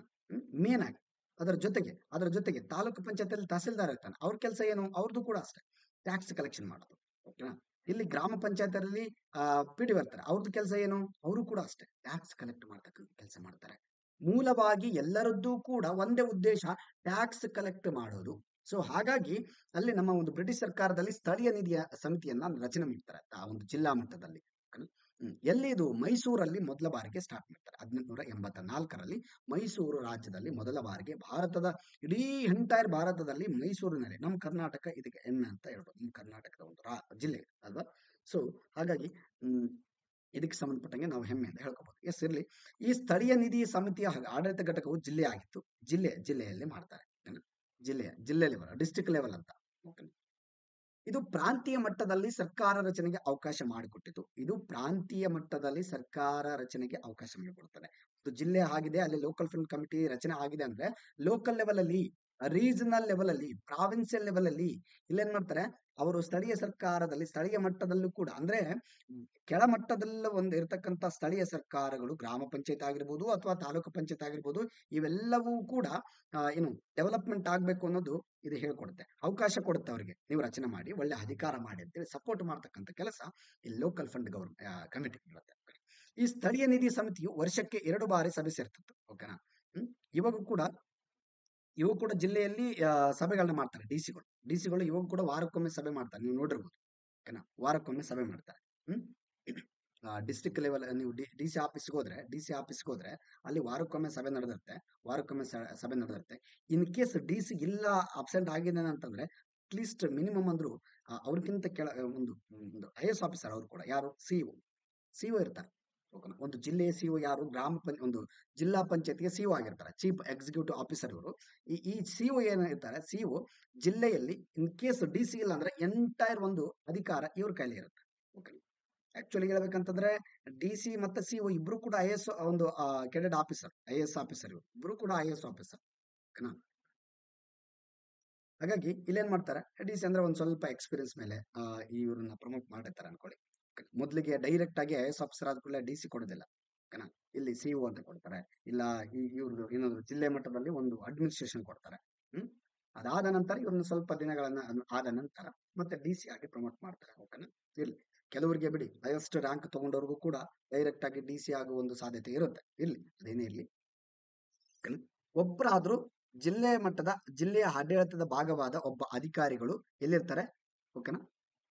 ಇಲ್ಲಿ ಜಿಲ್ಲಾ ಒಂದು ಪಂಚಾಯತ್ ಜಿಲ್ಲಾ ಮಟ್ಟದಲ್ಲಿ ಡಿಸಿ ಒಂದು ಆಫೀಸಲ್ಲೇ ಒಂದು ಮೀಟಿಂಗ್ ಆಗುತ್ತೆ, ಪ್ರತಿ ವಾರ ಮೀಟಿಂಗ್ ಆಗುತ್ತೆ. ಇವಾಗಲೂ ಕೂಡ ನೀವು ನೋಡ್ಬೋದು, ಪ್ರತಿ ವಾರ ಜಿಲ್ಲೆಯಲ್ಲಿ ಏನೇ ಸಮಸ್ಯೆ ಇದ್ರು ಅವರ ಹತ್ರ ಆ ಟೈಮಲ್ಲಿ, ಓಕೆನಾ, ಡಿಸಿಯ ಜೊತೆ ಮುಕ್ತವಾಗಿ ಮಾತಾಡುವಂತ ಕೆಲಸ ನಿಮ್ಗೆ ಸಿಗುತ್ತೆ. ಓಕೆನಾ, ಕೇಳ್ಬೋದು.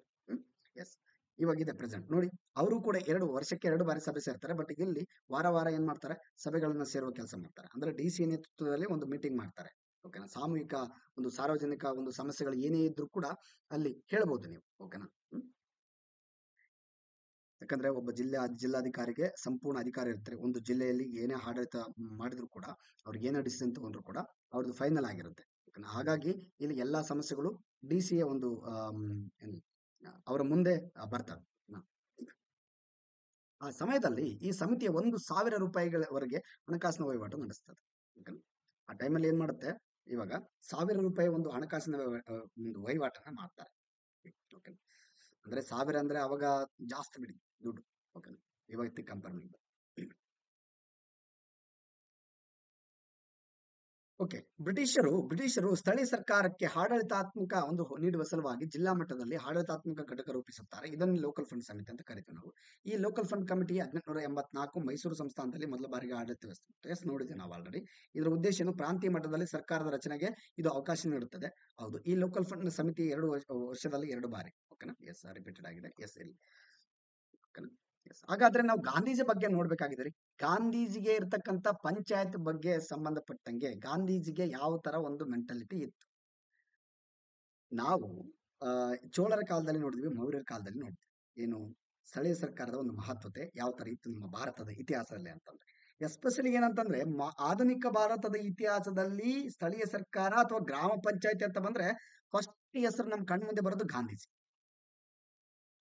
ನೋಡಿ, ಭಾರತದಲ್ಲಿ ಬರೀ ಗಾಂಧೀಜಿ ಸ್ವತಂತ್ರವನ್ನು ಕೊಡೋದಷ್ಟೇ ಅಲ್ಲ ರೀ, ಬಹಳ ಸಾಧನೆಗಳಿದಾವೆ ಗಾಂಧೀಜಿಗೆ ಬಹಳ ಸಾಧನೆಗಳಿದಾವೆ ಗಾಂಧೀಜಿ. ಸೊ ಹಾಗಾಗಿ ಇವರು ಗ್ರಾಮ ಸ್ವರಾಜ್ಯದ ಪರಿಕಲ್ಪನೆಯನ್ನ ಮೊದಲಿಗೆ ಕಾಣ್ತಾರೆ. ಗ್ರಾಮ ಸ್ವರಾಜ್ಯ ಅಂದ್ರೆ ಏನು, ಸ್ವರಾಜ್ಯ ಮತ್ತೆ ಸ್ವತಂತ್ರಗಳ ಒಂದು ಡಿಫ್ರೆನ್ಸ್ ಗೊತ್ತಿರಬೇಕು ನಿಮಗೆ. ಸ್ವರಾಜ್ಯ ಮತ್ತೆ ಸ್ವತಂತ್ರಗಳ ಡಿಫರೆನ್ಸ್ ಏನ್ ಸರ್? ಎರಡು ಒಂದೇನಾ? ನೋ, ಬಹಳ ಡಿಫರೆನ್ಸ್ ಇದೆ ರೀ.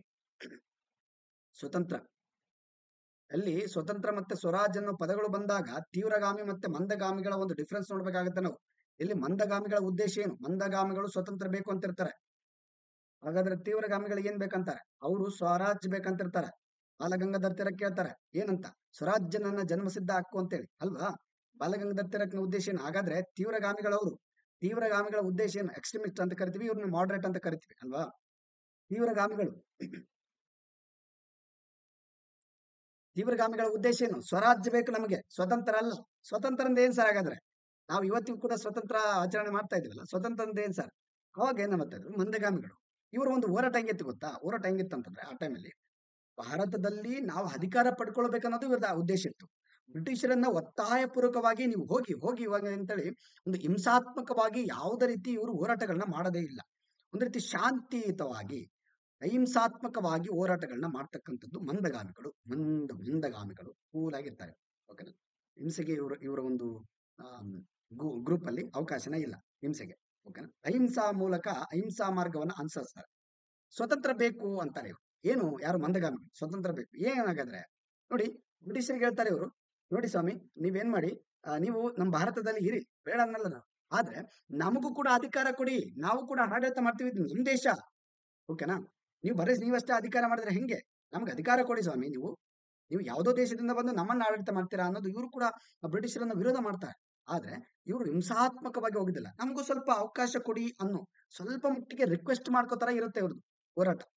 ಆದ್ರೆ ತೀವ್ರಗಾಮಿಗಳ ಒಂದು ಇಂಟೆನ್ಸಿಟಿ ಅಥವಾ ಮೈಂಡ್ ಸೆಟ್ ಬೇರೆ ತರ ಇರುತ್ತೆ. ಸ್ವರಾಜ್ ಬೇಕು. ಸ್ವರಾಜ್ ಅಂದ್ರೆ ಏನು? ನೀವು ಭಾರತದಿಂದ ಸಂಪೂರ್ಣವಾಗಿ ಹೋಗಲೇಬೇಕು. ಭಾರತದಿಂದ ನೀವು ನಿಮ್ ದೇಶಕ್ಕೆ ನೀವು ಹೋಗ್ಲೇಬೇಕು. ಸಂಪೂರ್ಣ ಅಧಿಕಾರ ನಮಗೆ ಕೊಡಬೇಕು. ಸಂಪೂರ್ಣ ಅಧಿಕಾರ. This is a meaning of Swaraj. ಸ್ವರಾಜ್ಯ ಅಂದರೆ ಇಡೀ ಒಂದು ಆಡಳಿತ, ಇಡೀ ಒಂದು ದೇಶದ ಆಡಳಿತ ನಮಗೆ ಸಿಗಬೇಕು. ನೀವು ಯಾರು ಕೂಡ ಅನ್ಯ ದೇಶದವರು ನಮ್ಮಲ್ಲಿ ಆಡಳಿತ ಮಾಡಬಾರದು. ಒಬ್ಬರೇ ಇರಬಾರ್ದು. ಗಂಟು ಮುಟ್ಟೆ ಕಟ್ಕೊಂಡು ಹೋಗ್ತಾ ಇರ್ಬೇಕು ಅನ್ನೋದು ತೀವ್ರಗಾಮಿಗಳ ಉದ್ದೇಶ. ನಾವೇ ಆಡಳಿತ ಮಾಡ್ಬೇಕು, ನಾವೇ ರೂಲಿಂಗ್ ಮಾಡ್ಬೇಕಿಲ್ಲಿ. ನಮ್ ದೇಶ ಇದು, ನಮ್ಮ ಭಾರತ. ನಾವು ಆಡಳಿತ ಮಾಡ್ಬೇಕಿಲ್ಲಿ, ನೀವ್ಯಾರು ಆಡಳಿತ ಮಾಡಕ್ಕೆ ಅನ್ನೋದು ಸ್ವರಾಜ್ ತೀವ್ರಗಾಮಿಗಳ ಉದ್ದೇಶ. ಆದ್ರೆ ಮಂದಗಾಮಿಗಳು ಏನ್ ಮಾಡ್ತಾರೆ? ಇವರು ನೋಡಿ ಹಿಂಸಾತ್ಮಕವಾಗಿ ಮಾಡೋದಿಲ್ಲ, ಇವರು ಹಿಂಸಾತ್ಮಕವಾಗಿ ನಿಲ್ತಾರೆ. ತೀವ್ರಗಾಮಿಗಳು ಕೆಲವು ಬಾರಿ ಹಿಂಸಾತ್ಮಕವಾಗಿ ಹೋರಾಟ ಮಾಡ್ತಾರೆ. ಓಕೆನಾ? ಇವ್ರದ್ದೇನು ನಿಧಾನಗತಿಯಲ್ಲಿ ಅಥವಾ ಏನು ಬಹಳ ಕೂಲ್ ಮೈಂಡ್ ಸೆಟ್ ಅಲ್ಲಿ ಇವರು ಸ್ವತಂತ್ರವನ್ನು ಕೇಳಕ್ಕೆ ಹೋಗ್ತಾರೆ ಬ್ರಿಟಿಷರು. ಸೊ ಆದ್ರೆ ಇಲ್ಲಿ ಗಾಂಧೀಜಿದೆ ಒಂದು ಬೇರೆ. ಗಾಂಧೀಜಿದೆ ಒಂದು ಬೇರೆ. ಓಕೆನಾ? ಏನು ಮಾಡು ಇಲ್ಲ ಕ್ವಿಟ್ ಇಂಡಿಯಾ ಮೂವ್ಮೆಂಟ್ ಅಲ್ಲಿ ಮಾಡುವಿಲ್ಲ ಮಡಿ ಅಂತ ಕೂಡ ಒಂದು ಘೋಷಣೆ ಹೊರಡಿಸ್ತಾರೆ ಗಾಂಧೀಜಿ ಅವರು. ನೋಡ್ಬೋದು ಗಾಂಧೀಜಿ ಅವರು ತಾಳ್ಮೆ ಇಟ್ಕೊಳ್ಳುವಷ್ಟು ಇಟ್ಕೊಳ್ತಾರೆ. ನಂತರ ಅವರು ಮಾಡುವಿಲ್ಲವೇ ಮಡಿ ಅನ್ನೋ ಒಂದು ಘೋಷಣೆ ಹೊರಡಿಸ್ತಾರೆ. ಅಹಿಂಸಾ ಮಾರ್ಗವನ್ನ ಇವರು ಕೂಡ ಮೊದ್ಲಿಂದನೂ ಅನ್ವಯಿಸ್ಕೊಂಡು ಬರ್ತಾರೆ. ಜೈನ ಧರ್ಮದಿಂದ ಇನ್ಫ್ಲುಯೆನ್ಸ್ ಆಗಿರ್ತಾರೆ ಇವರು ಅಹಿಂಸೆಗೆ ಸಂಬಂಧಪಟ್ಟಂಗೆ. ಹಾಗಾಗಿ ಇಲ್ಲೇನಾಗುತ್ತೆ ಅಂದ್ರೆ ಬರ್ತಾ ಬರ್ತಾ ಇವ್ರಿಗೂ ಸಿಟ್ಟು ಬರುತ್ತೆ, ಸಾಕಾಗುತ್ತೆ. ಬ್ರಿಟಿಷರಿಗೆ ಎಷ್ಟು ಟಾರ್ಚರ್ ಆಗುತ್ತೆ ಗಾಂಧೀಜಿಯಿಂದ ಅಂದ್ರೆ, ಏನ್ ಈ ಮನುಷ್ಯ ಏನಂತಂದ್ರೆ ಬರೀ ಮೌನವಾಗಿನೇ ಪ್ರತಿಭಟನೆ ಮಾಡಿ ಮಾಡಿ ಮಾಡಿ ಇಲ್ಲಿ ಅವ್ರಿಗೆ ಟಾರ್ಚರ್ ಅನ್ಸ್ಬಿಟ್ಟಿರುತ್ತೆ ಬ್ರಿಟಿಷರ್ಗೆ. ಏನ್ ಈ ಮನುಷ್ಯ ಎಷ್ಟು ಏನ್ ಬೈದ್ರು ಜೈಲಲ್ಲಿ ಹಾಕಿದ್ರು ಹೋಗ್ತಾ ಇಲ್ಲಲ್ಲ, ಬರೀ ಹೋರಾಟ ಮಾಡ್ತಾನೆ. ಅಷ್ಟು ಶಾಂತ ಸ್ವಭಾವದವರು, ತಾಳ್ಮೆಯಿಂದ ಇರ್ತಕ್ಕಂಥ ವ್ಯಕ್ತಿ ಇವರು. ಓಕೆನಾ?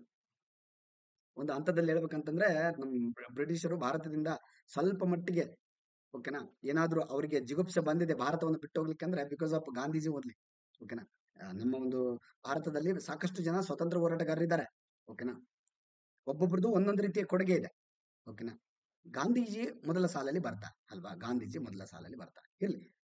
ಇವ್ರೇನ್ ಹೇಳ್ತಾರೆ? My idea of village swaraj is that it is complete republic independent of its neighbours for its own vital wants and yet interdependent for many others in which dependency is a necessity. ಎಷ್ಟು ಗ್ರಾಮ ಸ್ವರಾಜ್ಯದ ಬಗ್ಗೆ ನನ್ನ ಕಲ್ಪನೆ ಎಂದರೆ ಅದು ಸಂಪೂರ್ಣ ಗಣರಾಜ್ಯವಾಗಿದೆ. ಅದರ ಸ್ವಂತ ಪ್ರಮುಖ ಅಗತ್ಯಗಳಿಗಾಗಿ ತನ್ನ ನೆರೆಹೊರೆಯಿಂದ ಸ್ವತಂತ್ರವಾಗಿದೆ. ಇನ್ನು ಅನೇಕ ಇತರಿಗೆ ಅವಲಂಬನೆ ಅವಶ್ಯಕವಾಗಿದೆ. ಹೌದು, ಇವ್ರು ಏನ್ ಹೇಳ್ತಾರೆ ಅಂತಂದ್ರೆ ಗ್ರಾಮಗಳಿಗೆ ಸ್ವರಾಜ್ಯವನ್ನು ಕೊಡಿ ನೀವು, ಅಂದ್ರೆ ಸಂಪೂರ್ಣ ಅಧಿಕಾರ ಕೊಡಿ. ಅದು ನನ್ನ ಕಲ್ಪನೆ. ಅದು ಸಂಪೂರ್ಣವಾಗಿ ರಿಪಬ್ಲಿಕ್ ಆಗಿದೆ, ಅಧಿಕಾರ ಕೊಡಿ ನೀವು ಅಂತ ಗಾಂಧೀಜಿ ಹೇಳ್ತಾರೆ. ಅದರ ಸ್ವಂತ ಪ್ರಮುಖ ಅಗತ್ಯತೆಗಳನ್ನ ಅದು ಈಡೇರಿಸ್ಕೊಳ್ಳಕ್ಕೆ ಅದಕ್ಕೆ ಶಕ್ತಿ ಇದೆ. ಓಕೆನಾ? ನೆರೆಹೊರೆಗಳಿಂದ ಅಂದ್ರೆ ಮೇಲಿನ ಅಧಿಕಾರದಿಂದ ಅದು ಮುಕ್ತವಾಗಬೇಕು, ಸ್ವತಂತ್ರವಾಗಬೇಕು ಅನ್ನೋದು ಗಾಂಧೀಜಿಯ ಉದ್ದೇಶ ರೀ. ಹೌದು, ಸ್ಟಾರ್ಟಿಂಗ್ ಅಲ್ಲಿ ಯಾವಾಗ ಬ್ರಿಟಿಷರ ಭಾರತವನ್ನು ಬಿಟ್ಟು ಹೋದಾಗ ನಮ್ಮ ಜನರಲ್ಲಿ ಬಹಳಷ್ಟು ಜಗಳ ಆಗುತ್ತೆ ಅಲ್ವಾ, ಕಲಹ ಆಗುತ್ತೆ. ನನಗೆ ಅಧಿಕಾರ ಬೇಕು, ನಿನಗೆ ಅಧಿಕಾರ ಬೇಕು ಅನ್ನೋರು ಕೆಲವರು ಬಹಳಷ್ಟು ಜನ ಒದ್ದಾಡ್ತಾ ಇರ್ತಾರೆ. ಪಕ್ಷಗಳು ಬೇರೆ ಬೇರೆ ಆಗ್ತವೆ. ಆಮೇಲೆ ನಮ್ಮಲ್ಲೇ ಮನಸ್ತಾಪ ಆಗ್ತವೆ, ಡಿವೈಡೇಷನ್ ಆಗುತ್ತೆ. ನಮ್ಮ ಜನರ ಮಧ್ಯೆ, ನಮ್ಮ ಭಾರತೀಯರ ಮಧ್ಯೆ, ಭಾರತೀಯ ನಾಯಕರ ಮಧ್ಯೆ ಅಲ್ವಾ. ಬಟ್ ಇವ್ರು ಯಾರ ಪರನೂ ಇರೋದಿಲ್ಲ, ಅಧಿಕಾರದ ಆಸೆ ಇವ್ರಿಗೆ ಇರೋದಿಲ್ಲ ಗಾಂಧೀಜಿಗೆ. ಹಾಗಾಗಿ ಅಧಿಕಾರ ಮಾಡುವವರಿಗೆ ಕೊಡ್ತಕ್ಕಂಥ ಸೂಚನೆ ಇದು. ಓಕೆನಾ. ಹ್ಮ್ ಇರ್ಲಿ, ಇತಿಹಾಸ ಏನೇ ಇರ್ಲಿ, ಇದನ್ನ ನಾವು ನೋಡೋಣ. ವಿಲೇಜ್ ಸ್ವರಾಜ್ ಅಂದ್ರೆ ಗ್ರಾಮ ಸ್ವರಾಜ್ ಅನ್ನೋ ಪುಸ್ತಕ ಕೂಡ ಬರೀತಾರೆ ಮಹಾತ್ಮ ಗಾಂಧೀಜಿ. ಓಕೆನಾ, ಗ್ರಾಮ ಸ್ವರಾಜ್ ಅನ್ನೋ ಪುಸ್ತಕ ಕೂಡ ಬರೀತಾರೆ. ಇದರಲ್ಲಿ next will continue the class.